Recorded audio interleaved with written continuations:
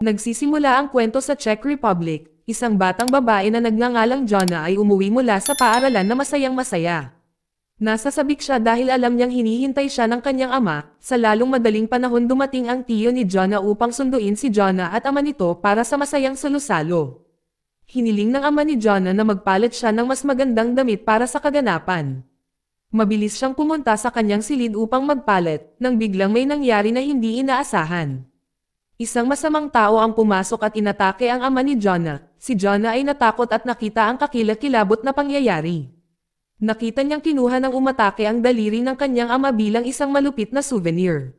Samantala sa Slovenia 7 taon ang nakalipas, isang contract killer na nagngangalang Morgan ay kukuha lamang ng mga trabaho upang tapusin ang mga masasamang tao. Katrabaho niya ang isang agent na nagngangalang Caldwell. Ang kanilang kasalukuyang misyon ay patayin ang boss ng isang mapanganib na human trafficking mafia sa silangang Europa. Nang si Morgan ay malapit nang makumplito ang misyon, may umatake sa kanya, kaya naman hindi tumama ang kanyang pagbaril. Sinimulan siyang habulin ng mga tauhan ng mafia. Habang sinusubukan ni Morgan na takasan ang isa pang kalaban ay binaril ang mga gulong ng sasakyan na naging dahilan upang mabaligtad ito. Sumugod ang mga tauhan ng mafia sa nabanggang sasakyan, ngunit hindi nila mahanap si Morgan. Nang biglang binaril ang boss ng mafia ng isa pang misteryosong tao. Natakot tumakas ang mga tauhan ng mafia habang pinagmamasdan ni Morgan ang lahat mula sa kanyang pinagtatagwan. Pagkatapos si Morgan ay nakahanap ng ligtas na lugar sa isang hotel at maingat na ginagamot ang kanyang tama ng baril. Nakipag-ugnayan siya kay Caldwell para sa update tungkol sa kanilang misyon.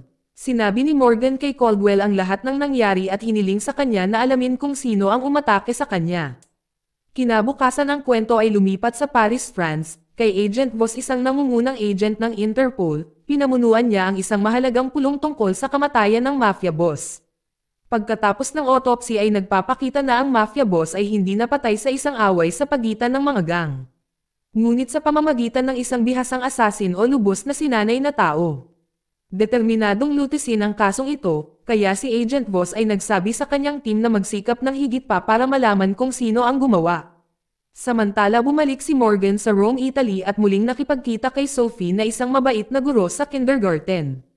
Pagkatapos ng trabaho ni Sophie kasama si Morgan ay pumunta sa kanilang hotel at nag-e-enjoy na magkasama. Kinabukasan nakipagkita si Morgan kay Caldwell sa isang maliit na restaurant. Habang kumakain, sabi ni Morgan na gusto niya na itigil ang pagiging isang contract killer. Si Caldwell gayunpaman ay nagpapayo laban dito dahil alam na gusto ni Morgan na huminto dahil sa kanyang pagmamahal kay Sophie. Binalaan niya si Morgan na ang pagtigil ngayon para lamang sa isang relasyon ay isang pagkakamali. Para baguhin ang isip ni Morgan, si Caldwell ay nag-aalok sa kanya ng isang bagong trabaho. Mayroong 6 na target, bawat isa ay may bounty na $1,000,000 kung makumplito ni Morgan ang trabaho ay kikita siya ng $6,000,000. Dahil sa alok na ito, si Morgan ay nag-isip ng 2 beses tungkol sa pagretiro. Mamaya sa gabing iyon habang sina Morgan at Sophie ay magkasama sa isa't isa. Nang bigla silang sinalakay ng dating kaaway at mabilis na ipinagtanggol ni Morgan ang kanyang sarili at pinipigilan ang kalaban. Si Sophie ay nabigla nang makita ang nakamamatay na kakayahan ni Morgan. Hindi niya alam na ang kanyang partner ay namuhay ng dobleng buhay bilang isang assassin. Sa isang sandali ng katapatan, sinabi ni Morgan kay Sophie na siya ay talagang isang mamamahayag na iniwan siyang nakatulala. Pagkatapos na pakalmayan si Sophie, nakipagkita si Morgan kay Caldwell upang malaman kung sino ang umatake sa kanya. Ipinakita niya kay Caldwell ang isang larawan ng umaatake at hiniling sa kanya na kilalanin ang taong ito.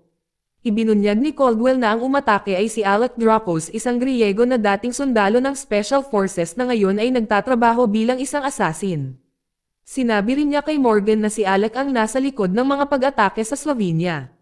Sa isang nakakagulat na pangyayari ay binabati ni Caldwell si Morgan para sa paggamit ng $1,000,000. Ngunit pagkatapos ay nagbahagi ng isang malungkot na katotohanan. Ipinaliwanag niya na kailangan niyang ibawas ang pera upang ipadala ang pinutol na daliri ni Alec Draco sa France. Nalilito si Morgan dahil hindi siya pumayag sa anumang trabaho. Pagkatapos ay ipinaliwanag ni Caldwell na si Alec Draco ay isa sa mga target mula sa nakaraang alok na trabaho at mayroon pang 5 higit pang target na natitira. Lahat ng mga target na ito ay dating nangungunang mga mamamatay tao na may mga background sa militar tulad ni Morgan. Sinabi ni Caldwell kay Morgan na tanggapin man niya ang trabaho o hindi, ang iba pang mga assassin ay hahabol pa rin sa kanya. Ang trabaho ay idinisenyo ng isang taong gustong kalabanan si Morgan at ang iba pang mga assassin na dapat silang magpatayan at magpadala ng daliri mula sa bawat target bilang patunay. Napagtanto ni Morgan na ang pagtanggap sa trabaho ay ang tanging pagpipilian niya upang mabuhay. Bago si Caldwell ay umalis, binibigyan niya si Morgan ng flash drive. Pagkatapos ay nagmamadaling umuwi si Morgan para tingnan ang laman ng flash drive. Ito ay naglalaman ng mahalagang impormasyon tungkol sa 6 na assassin na dapat tapusin. Una sa listahan ay si Alec Draco, ang susunod ay si Anel Ryder, isang baliw na hitman na kumukuha ng mga daliri ng kanyang biktima. Pagkatapos ay si Pablo Martinez na kilala sa kanyang mga nakamamatay na lason. Si Yuko, isang matanda ngunit bihasang manlalaban.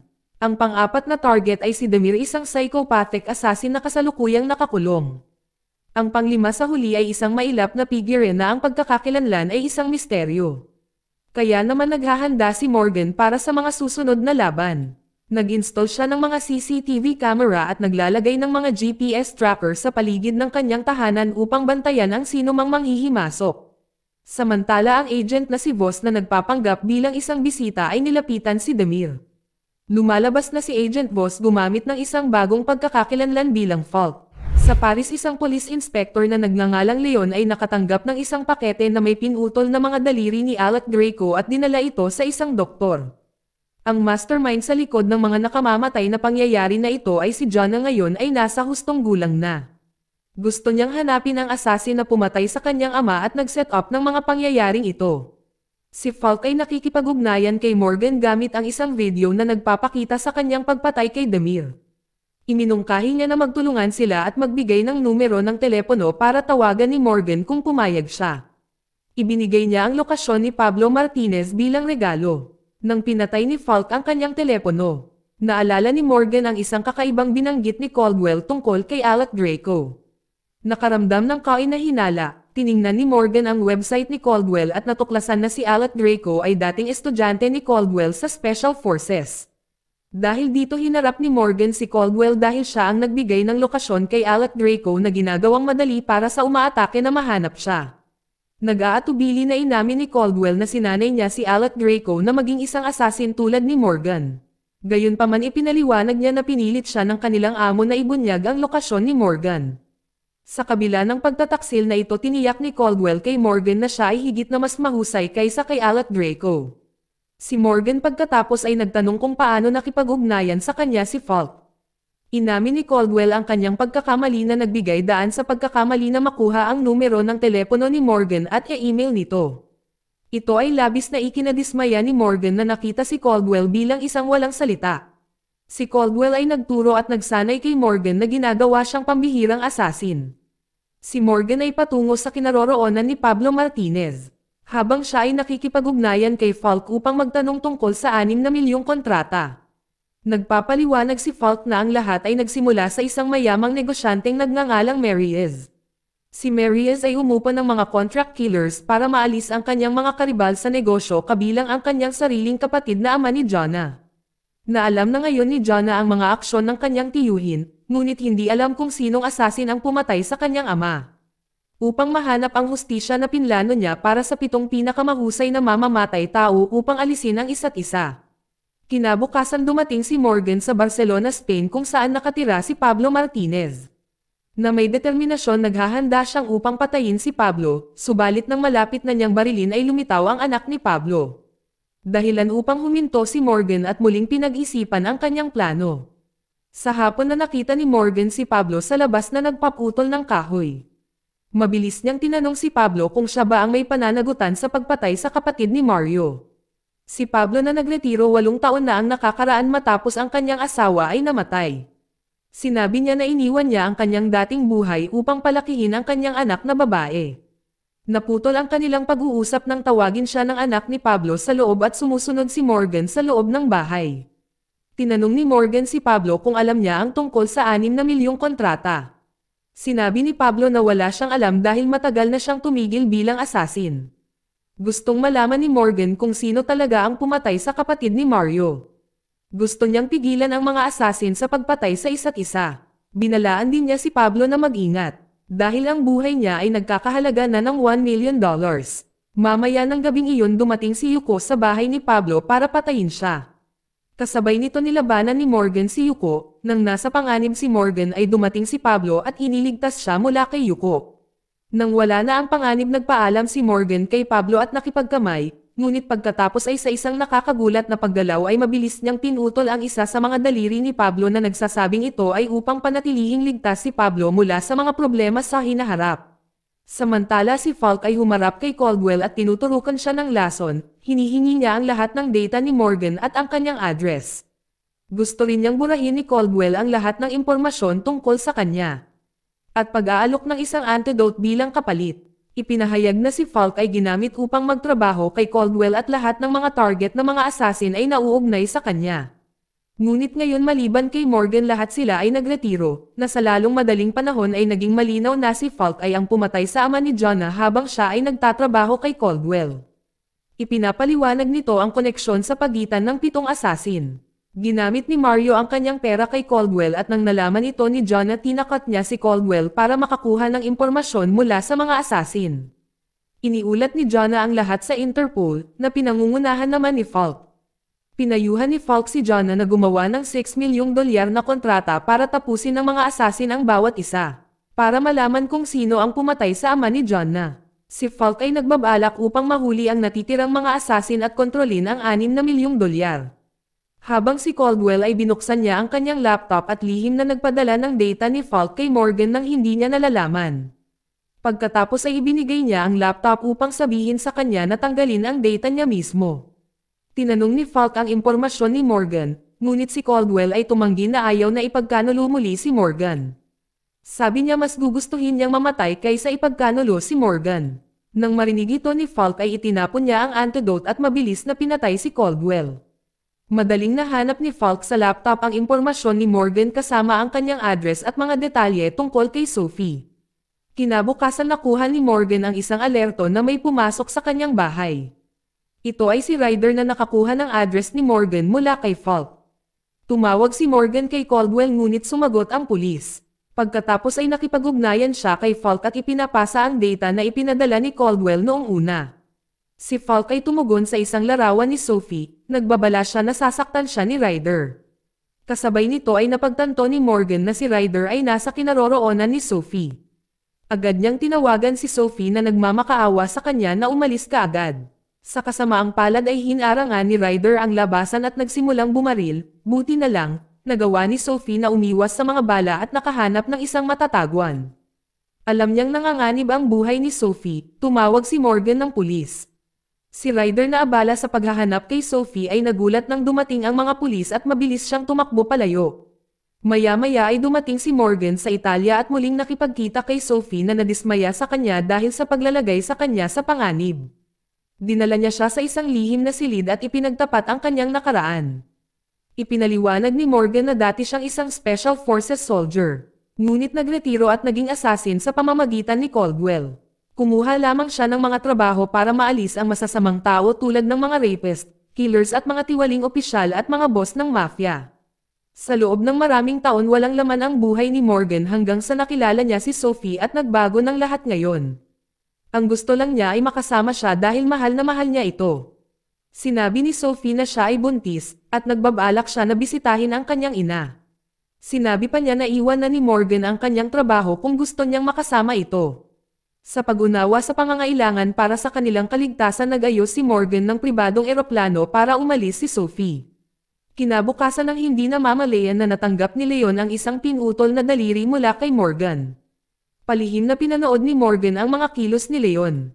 Kinagabihan ay bumalik si Morgan sa Italy at nadurog ang kanyang puso nang mahanap ang bangkay ni Caldwell. Kinabukasan pinuntahan ni Morgan ang lugar kung saan nagtatago si Ryder.